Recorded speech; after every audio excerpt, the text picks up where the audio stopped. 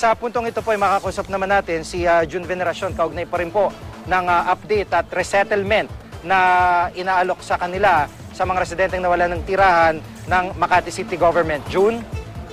Sige, may noon pa lang 2004 pa unang inabisuhan ng Makati City Hall ang mga residente ng Guatemala compound na kailangan na nilang umalis. Kaya hindi na raw pwedeng pagbigyan pa na tumagal sila rito. Sa oras na maklear na ang area na ito, Jiggy, pwede na raw simulan ang unang City Hall, ang multipurpose complex ng barangay.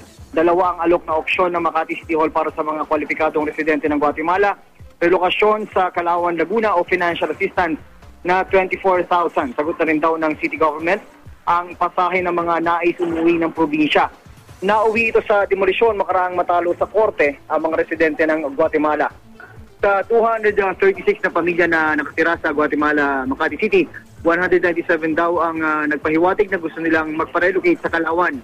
Sa datos ng Makati City Hall, makikitang may kalakihan pa ang problema ng lungsod sa aspeto ng pabahay. Noong 2008, nasa mahigit 7,000 ang mga informal settlers sa Makati. Noong 2010, bumaba ang bilang sa mahigit 4,000. Mahigit 3,000 ang umuukupa sa mga lupa ng gobyerno.